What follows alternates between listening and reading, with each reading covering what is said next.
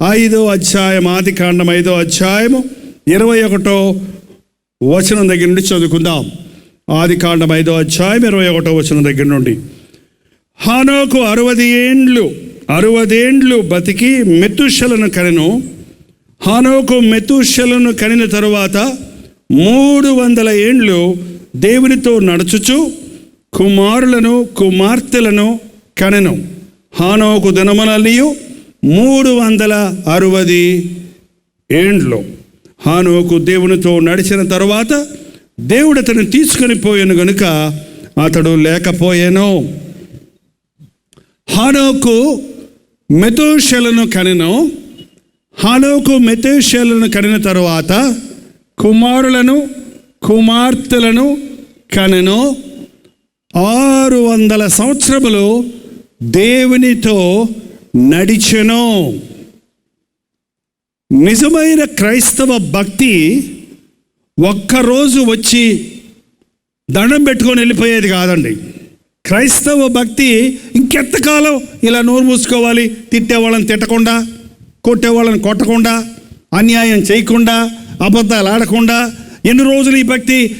ఎన్ని రోజులు నేను ఇలా కళ్ళు కట్టుకొని, నోరు కట్టుకొని, చెవులు కట్టుకొని ఉండాలి అని కొంతమంది విసిగిపోతూ ఉంటారు. కానీ నిజమైన క్రైస్తవ భక్తి కొద్ది రోజులో, కొన్ని సంవత్సరాల్లో కాదండి.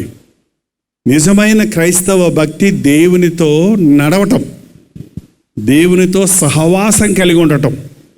దేవునితో నడవటం అంటే బైబిల్లో రాయబడింది, సమ్మతింపకుండా ఇద్దరు కూడి నడతురా. చాలామంది భార్యాభర్తలు కూడా నుండి బజార్ కానీ బయలుదేరతారు. బయలుదేరి ముందు ఆయన నడుస్తుంటాడు, వెనకాల ఏమి నడుస్తుంటుంది. ఎందుకు?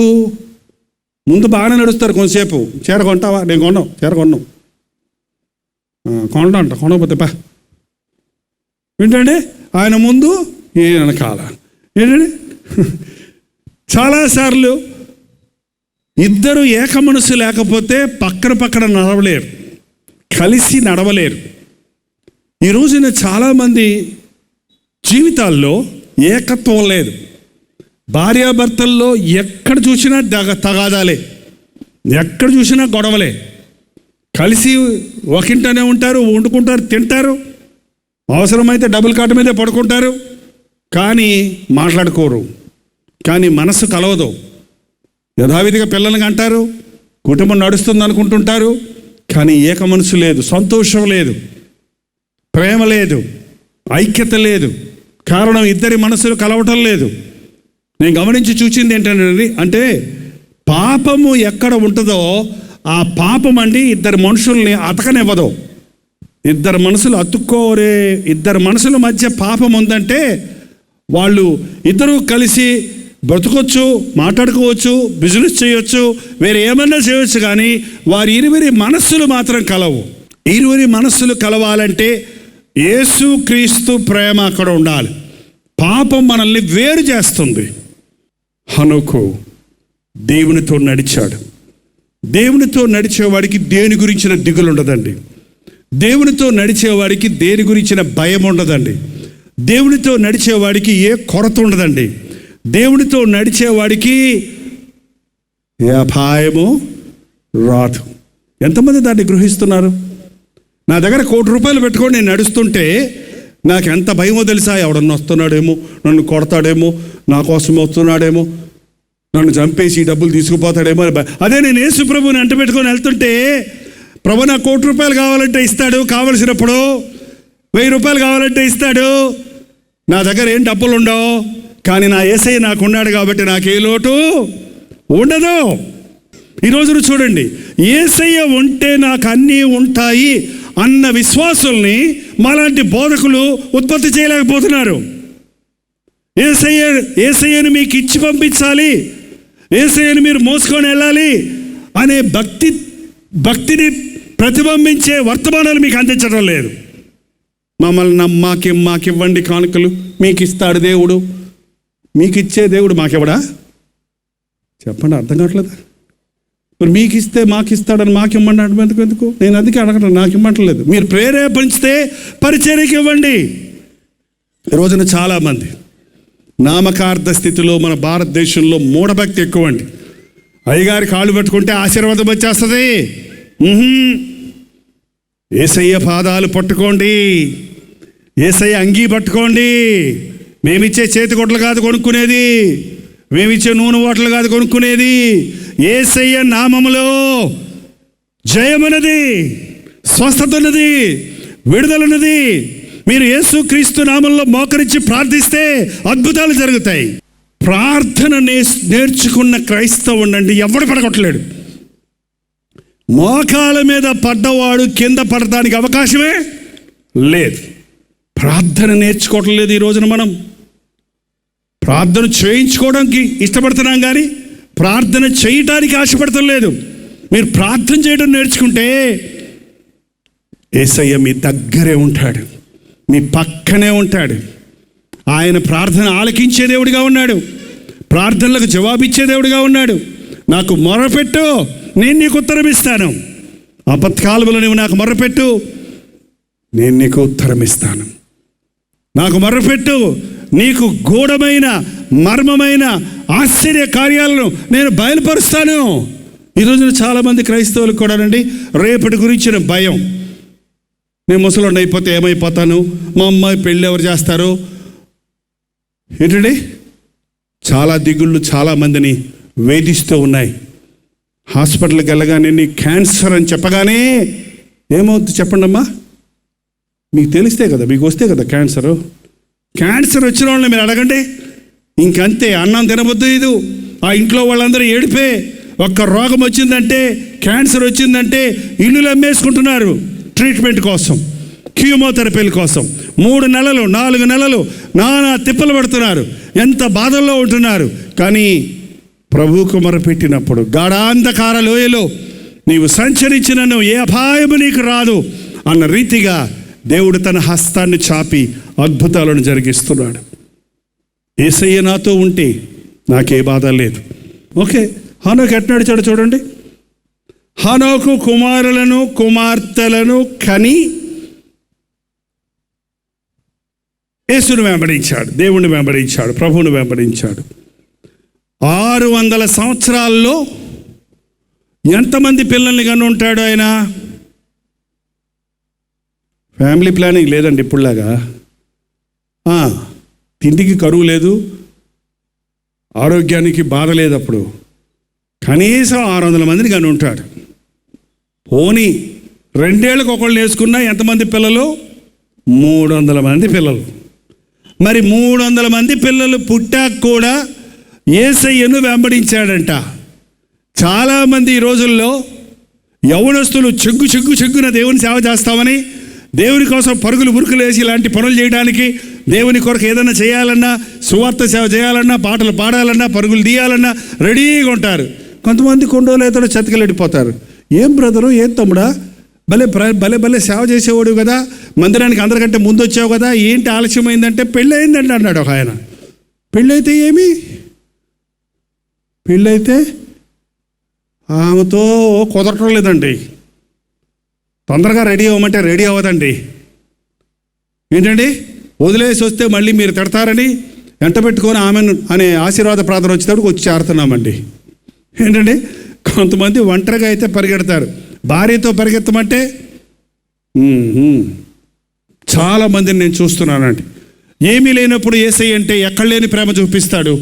అన్నీ వచ్చిన తర్వాత యేసయ్యను పక్కన పెట్టి యేసయ్య ఇచ్చిన వాటిని ఆరాధిస్తారు, లేక యేసయ్య ఇచ్చిన వాటి ఎందుకు మనసు పెడతారు.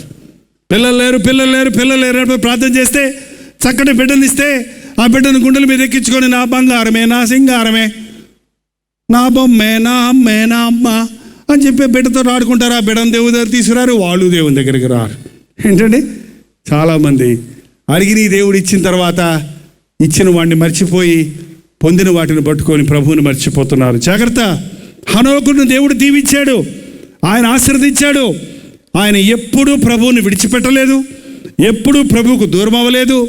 తాను 300 సంవత్సరాలు ప్రభుతో నడిచాడు. మీకు ఎవరికైనా భక్తి అంటే విసుగుపడుతుందండి? 3 ఏళ్ళు అయింది మారు మనసు పొంది, ఏమిచ్చాడు దేవుడు? ఏదో అవుద్దని దేవుణ్ణి నమ్ముకున్నామమ్మా, ఏమైందమ్మా అని వెగటగా మాట్లాడుతున్నారు ఎప్పుడైనా? ఏంటండి, ఈ యేసయ్యని నమ్ముకుంటే మాకు ఏదో అయిపోద్ది అనుకుంటే ఏమవ్వలేదేంటి అనే సందేహం ఎప్పుడన్నా వచ్చిందా? ప్రభువుని నమ్ముకోకముందు నేనంటే అందరూ భయపడేవారు, ప్రభువుని నమ్ముకున్నాక నన్ను అందరూ ఎగతాళి చేస్తున్నారే అని ఎప్పుడన్నా ప్రశ్నార్థం మీలో కలిగిందా అని మీ భక్తులు ఆగిపోతున్నారా? నరులు నన్నేమి చేయలేరు, లోకమంతా నా మీద తరగబడినా నా యేసయ్యని నేను విడిచిపెట్టను అన్నది నిజమైన క్రైస్తవ భక్తి. లోకంలో ఉన్నవాళ్ళు మెచ్చుకున్నా నొచ్చుకున్నా పర్వాలేదండి, మనం మాత్రం మన యేసయ్యను నొప్పించకుండా ఆయనతో నడవడం నేర్చుకోవాలి. 300 సంవత్సరాలు నడిచిన తర్వాత ఏమైందో చూడండి. హనోకు దేవునితో నడిచిన తరువాత దేవుడు అతన్ని తీసుకొని పోయాను గనుక అతడు లేకపోయాను. హనోకు దేవునితో నడిచిన తరువాత దేవుడు అతను తీసుకొని పోయాను గనుక అతడు లేకపోయాను. హనోకు దేవునితో నడిచిన తర్వాత దేవుడు అతను తీసుకొని పోయాను గనుక అతడు లేకపోయాను. ఇదేంటి? దేవుణ్ణి వెంబడిస్తుంటే లేకుండా పోయాడంటే ఎటుపోయాడు?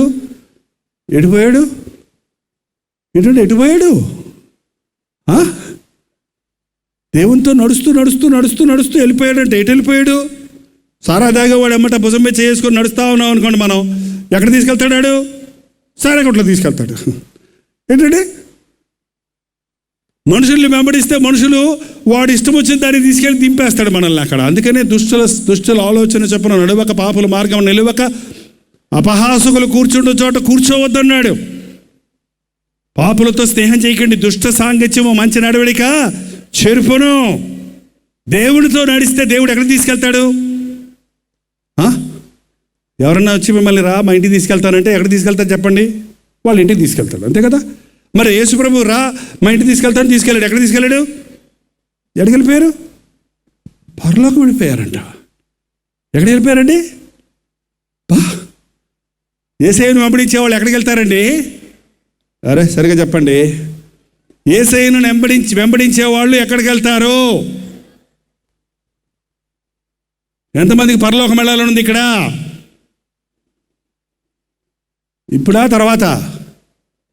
ఆ 2 సినిమాలు చూసేశాక నువ్వు తిట్టినోడు తిట్టేసి వచ్చేస్తావా? ఏంటండి ఒకసారి నాటుకోడి కూర తినేసి వచ్చేస్తావా? ఏంటండి రెడీగా ఉన్నారా? మాట్లాడతలే చూసారా? రెడీగా ఉన్నారా? ఆయన ఎప్పుడు వస్తాడో ఎవరికి తెలియదండి. ఆయనతో నడుస్తూ ఉంటేనంట మనకు తెలియకుండానే మనం ఒక్కోసారి పక్కన కళ్ళు తెరిచేటికి ఎక్కడుంటాం తెలుసా? ఆయనతో ఉంటాం. యేసయ్య భక్తి అదండి. క్రైస్తవ సభలకు మీరు వచ్చేది అందుకు. ఏదో ఈ లోకంలో భక్తి కోసం కాదు, ఈ లోకంలో అన్ని సౌఖ్యంగా ఉండడం కోసం కాదు. యేసయ్యతో నడిచి ఆయన రాజ్య వారసుడు అవడానికి. ఆయన వచ్చేటప్పుడు మేఘారుడై వస్తాడట. కనురెప్ప పాటులో ఏమవుతామండి? మనం మార్పు పొందుతాం. మత్స్యమైనది ఒకసారి చదవరాదు. కొరింథీయులకు రాసిన 15వ అధ్యాయము 50. ఓకే, మర్మం దగ్గర నుంచి చెప్తారమ్మా. 52వ వచనం దగ్గర నుంచి చదువుదాం. ఇదిగో మీకు ఒక మర్మము తెలుపుచున్నాను, మనమందరము నిద్రించము కానీ నిమిషములో ఒక రెప్పపాటున కడుబ్రోర బ్రోగగాని మనమందరము మార్పు పొందుదుము. బోర మ్రోగును, అప్పుడు మృతులు అక్షయులుగా లేపబడదురు, మనము మార్పు పొందుదుము. క్షయమైన ఈ శరీరం అక్షయతను ధరించుకోవలసి ఉన్నది, మర్థమైన ఈ శరీరం అమర్త్యతను ధరించుకోవలసి ఉన్నది. ఈ క్షయమైనది అక్షయతను ధరించుకున్నప్పుడు, మర్త్యమైనది అమర్త్యతను ధరించుకున్నప్పుడు విజయమందు మరణమో మింగివేయబడును. ఒక్క నిమిషములో, కనురెప్ప పాటులో మనం మార్పు పొందుతాం. ఈ మట్టి శరీరము మహిమ శరీరంగా మార్చబడుతుంది.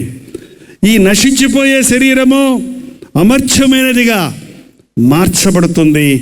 మనం ఆయన రాజ్యంలో ఉంటాం. ఆ నిరీక్షణతోనే ఈ లోకంలో మనం క్రీస్తు సాక్షులుగా బ్రతకాలండి. యేసయ్యని నమ్ముకుంటే నాకేమొస్తుంది అని అడిగాడు ఒక ఆయన. ఏం కావాలి నీకు యేసయ్యని నమ్ముకుంటే? యేసయ్యని నమ్ముకుంటే నాకేమొస్తుంది? నాకు అన్నీ వస్తాయి. తెలుసా మీ సంగతి? పరలోకం ఒకటే కాదు, ఇహమందును పరమందును 100 అంతల ఫలమిస్తానన్నాడు దేవుడు. కానీ మనం అంటే మార్కెట్కి వెళ్ళినప్పుడు వంకాయలు కేజీ, బీరకాయలు అర కేజీ కొనుక్కున్న తర్వాత ఏమడుగుతారు మీరు? నేను మార్కెట్ చేసేవాడిని, సంతలోకి వెళ్ళి కాపురంలో సంతలోకి వెళ్ళి శుక్రవారం మంగళవారం మర్చిపోయాను. మార్కెట్ చేసిన తర్వాత ఏమడుగుతాం తెలుసా? కొనుక్కున్నాక కొసరు అడుగుతాం. ఏంటండి, కొనుక్కున్నోడు కొసరా, కొనుక్కోకుండానే కొసరా? వంకాయలు ఎంతయ్యా? 5 రూపాయలు. బీరకాయలు ఎంతయ్యా? రేట్లు పెరిగిపోయినట్టున్నాయి, ఇప్పుడు 5 రూపాయలు కాదుగా. ఇంత ఖరీదు అంటే ఆ కొత్తిమీర కట్టంతా కొసరు ఇది కొసరండి, కొసరేస్తానని ఆ కొసరు ఇచ్చి వెళ్ళిపోతానని అనుకో, కొనుక్కోకుండా కుదురుదా? ఇప్పుడు దేవుని దగ్గరకు వచ్చి అసలైంది వదిలేసి కొసరెత్తుకు వెళ్ళిపోతున్నారు. కొసర ఏంటంటే స్వస్థతలు, భూసంబంధమైన ఆశీర్వాదాలు, నువ్వు అనుకున్నవి జరగటం, నీకు గర్భఫలం కలగటం, నీకు దేవుడు సహాయం చేసే అన్నీ కూడా కొసరు. అసలేంటి? ఆత్మ రక్షణ, పరలోక రాజ్య వారసత్వం. అది సంపాదించుకున్నోడికి ఇవన్నీ కొసరు. ఇవన్నీ ఈ లోకంలో ఉండే బాధలన్నింటినీ జయించడానికి దేవుడు సహాయం చేస్తాడు. పరలోకం పోవాలని అందరికీ ఆశనండి. పరలోకం పోతావా అంటే అందరూ చేతులు ఎత్తుతామండి. కానీ పరలోకానికి మనల్ని ప్రభువు తీసుకెళ్లాలంటే మనం ప్రభువుకు ఇష్టలుగా ఉండాలంట. ఎలా ఉండాలంటే హనోకు దేవుడికి ఇష్టలుగా ఉన్నాడు. యేసును వెంబడించడం మీరు అనుకున్నంత సులభం కాదు. ఆయనతో నడవటం అంత సులభం కాదు. భయంతో, వణుకుతో, ప్రతి క్షణం ఆయన్ని ఆరాధిస్తూ, ఆయన్ని పూజిస్తూ, ఆయన్ని స్తుతిస్తూ, ఆయన మనస్సును ఎరిగి, ఆయన చిత్తాన్ని ఎరిగి నడవాలి. ఇది పోరాటం. క్రీస్తుతో నడుస్తూ ఉన్నప్పుడు, నడిచేవాడికి నడుస్తూ ఉన్నప్పుడు యేసుప్రభు చెప్పాడు, ప్రయాసపడి భారం మోయుచున్న వారలారా నా యొద్దకు రండి, నేను మీకు విశ్రాంతి కలుగు చేస్తాను. నా కాడి సులువైనది, నా భారము లఘువైనది. యేసయ్యను వెంబడిస్తున్నప్పుడు అండి భారంగా అనిపిస్తుందేమో, కానీ నువ్వు నిజంగా ప్రభువుకు సమర్పించుకున్నప్పుడు నీకు అది ఎంతో సునాయాసనంగా ఉంటుంది. కారణం, నీ పక్కనున్నవాడు గొప్పవాడు గనుక, నీ ప్రక్కనున్నవాడు నీకంటే గొప్పవాడు గనుక, నీ పక్కనున్నవాడు సర్వాధికారిగా ఉన్నవాడు గనుక, నీ పక్కనున్నవాడు స్వస్థపరిచేవాడు గనుక, నీ పక్కనున్నవాడిలో బుద్ధి, విజ్ఞాన, సర్వ సంపదలు ఉన్నాయి గనుక నీకే లోటు ఉండదు, ఏ కొదువు ఉండదు. యేసయ్యతో నడవడం నేర్చుకుందాం. మన బిడ్డలతో పాటు యేసయ్యతో, భార్య భర్తలుగా యేసయ్యతో నడవడం నేర్చుకుందాం. మన కుటుంబంతో యేసయ్యతో నడవడం నేర్చుకుందాం. మన బంధువులతో, రక్త సంబంధులతో ప్రభువుని వెంబడించడం నేర్చుకుందాం. ప్రభువుని వెంబడించేటప్పుడు పరికిమాలు మన చేతుల్లో, మన జేబుల్లో, మన జీవితంలో, మన హృదయంలో ఉంటే వాటిని విసిరి పారవేసి పశ్చాత్తాపడి ప్రభు యొక్క శుద్ధ హృదయంతో, ప్రభు ఇచ్చే శుద్ధ హృదయంతో ప్రభువుని వెంబడిద్దాం. దేవునికి ఇష్టడుగా నీవు ఈ లోకంలో బ్రతకకుండా దేవుడిని వెంబడించలేవు. దేవుడిని సంతోషపరచకుండా, దేవుడు సంతోషపరిచే జీవితాలు ఈ లోకంలో జీవించకుండా పరలోక రాజ్యానికి వెళ్ళలేవు. ఆయన తీసుకొని పోకముందు హానోకు దేవునికి ఇష్టడుగా ఉండెను అని సాక్ష్యము చెప్పబడిందంట. నీ జీవితంలో సాక్ష్యం చెప్తానని ముందుకు వస్తావు, కానీ నీ సాక్ష్యాన్ని ఇతరులు చెప్తే ఎలా ఉంటుందో చెప్పు. నిన్ను గురించి ఇతరులు ఏ సాక్ష్యం ఇస్తున్నారో చూడు. ఈయన నిజమైన విశ్వాసి, ఈయన నిజమైన క్రైస్తవుడు, ఇతడు అబద్ధమారడు, ఈమె గయ్యాలి కాదు, ఈమె కోపముతో బూతుమాటలు ఆడదు, ఈ వ్యక్తి దురభ్యాసాలకు వెళ్ళడు, ఇతడు దేవుని భయభక్తులు కలిగిన వాడు అని నిన్ను చూచిన వారు, నీ పక్కవారు చెప్పగలిగితే ఈ యేసయ్యను నీవు ఘనపరుస్తావు, నీవు ప్రీతిపరుస్తావు, ఇష్టపరుస్తావు. నీ బ్రతుకులో ధన్యుడు అవుతావు. ఇహమందు ధన్యమైన జీవితాన్ని జీవిస్తావు.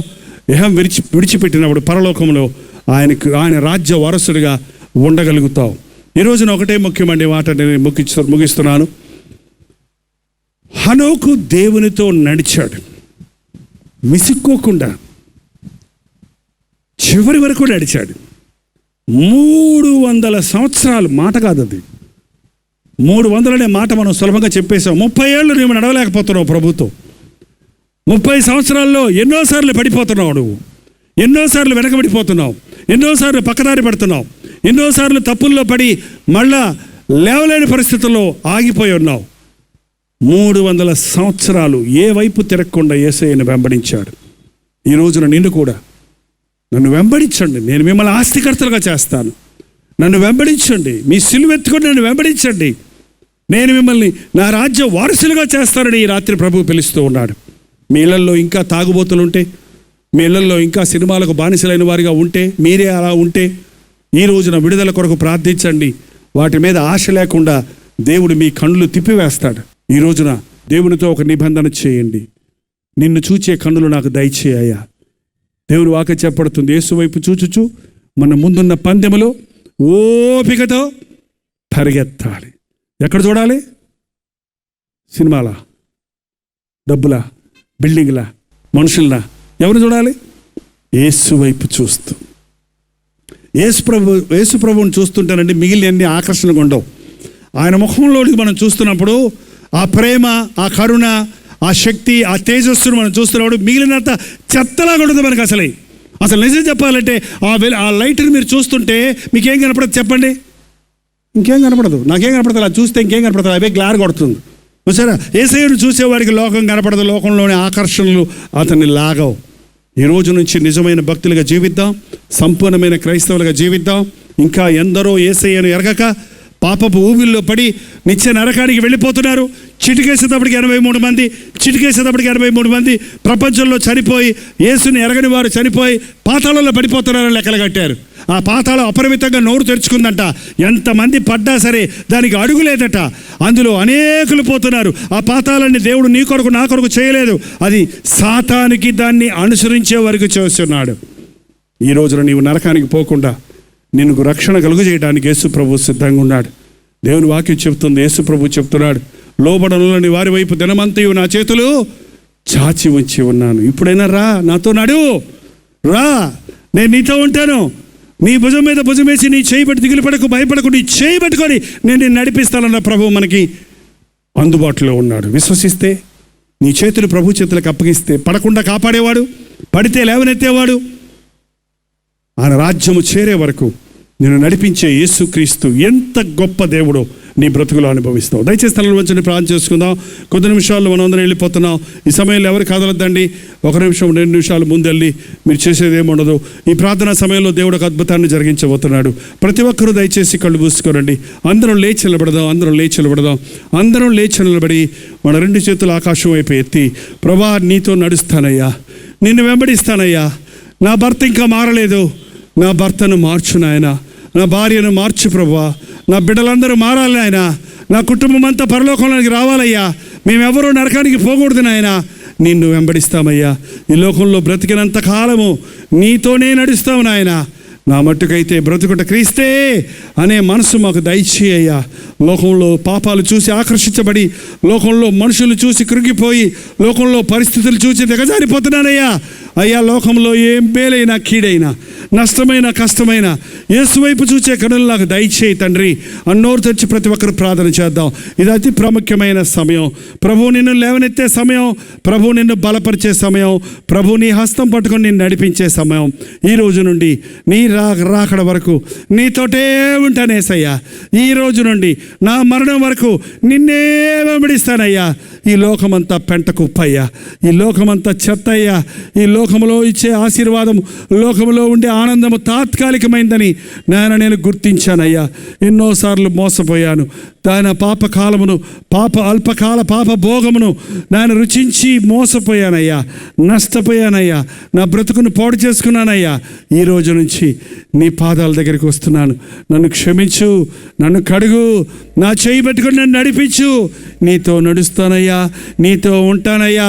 నీవే నా దేవుడివయ్యా, నీవే నా రక్షకుడివయ్యా, నీవే నా ప్రభువయ్యా. నోరు తెరిచి దేవునితో చెప్పండి. ఇక్కడ మీరు ప్రార్థిస్తుంటే అక్కడ ఆకాశం నుంచి ప్రభు మీ ప్రార్థన వింటున్నాడు. ఇప్పుడే పరిశుద్ధాత్మ కార్యాలు మా మధ్య జరిగించుము.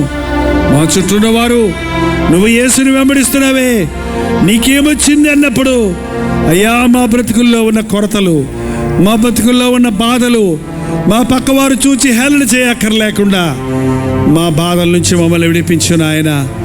యేసయ్యను నమ్ముకున్నావే, నీకు బిడ్డలు కలగలేదే అని నిందను భరిస్తున్న సహోదరుల గర్భాలను ఈ రాత్రి నజరేయుడైన యేసుక్రీస్తు నామములో తెరచున్నాము తండ్రి. యేసు ప్రభువును నమ్ముకున్నావు, నీ ఇంటిలో సమాధానం లేదే, నీ ఇంటిలో నీ బిడ్డలు మారలేదే అని నిందలు పడుతున్న వారిని ఈ రాత్రి అటువంటి ఎవరి బిడ్డల మీద నీ ఆత్మను కుమ్మరించిన ఆయన కుటుంబాలు రక్షించబడి సంతోషముతో నీ సన్నిధి కొరకు పరుగులెత్తు వారికి ఉండుటకు సహాయము చేయము. యేసయ్యను వెంబడిస్తున్నానంటూనే సాతానుకు లోబడిన వారిని, సాతానుకు చోటిస్తున్న వారిని నజరేయుడైన యేసుక్రీస్తు నామములో ఈ రాత్రి విడుదల చేయించినాము నాయన. నేను నా ఇంటి వారు యెహోవానే సేవించుదుము అన్న మాటతో ఇక్కడి నుంచి వెళ్ళడానికి సహాయం చేయము. మాతో రమ్ము నాయనా, నేడు నేను నీ ఇంట ఉండవలసి ఉన్నది అని జక్కయ్యతో చెప్పినట్లుగా ఈ రాత్రి ఈ ఆవరణలోనికి వచ్చిన వారందరూ నిన్ను మోసుకొని వెళ్ళడానికి, నీ సన్నిధిని తోడుకొని వెళ్ళడానికి, వారి గృహాలకు రక్షణ కలగడానికి, వారి జీవితాలకు సమాధానాలు కలగడానికి, ఆ కుటుంబాల్లో ఉన్న కీడు, నష్టము, శాపములు క్రీస్తు రక్తములో కొట్టివేయబడి సమాధానము, దీవెన, ఆశీర్వాదము కలగడానికి సహాయము చేయము. పరిశుద్ధాత్మ కార్యాలను మా అంతరంగాల్లో కొనసాగించుమని యేసుక్రీస్తు నామములో అడుగుచున్నాము తండ్రి. మన తండ్రి అయిన దేవుని యొక్క ప్రేమయు, కుమారుడైన క్రీస్తు యొక్క కృపయు, ఆదరణకర్త అయిన పరిశుద్ధాత్మ యొక్క సహవాసమును కూడి వచ్చిన మనందరికీ ఇప్పుడును సదాకాలమును తోడై ఉండును గాక. ఆమేన్, ఆమేన్, ఆమేన్.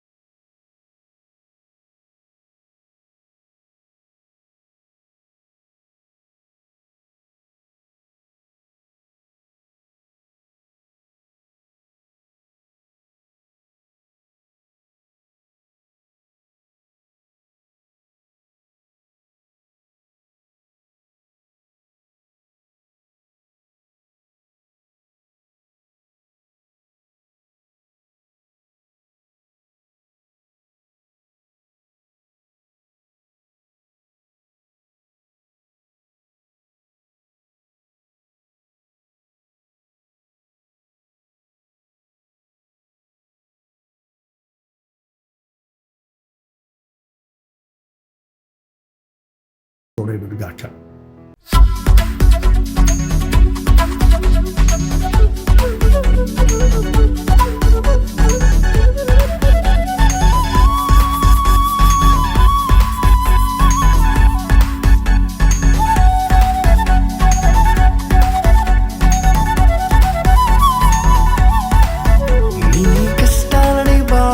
శ్రమలన్నీ తీర్చే అనాథుడు యేసే.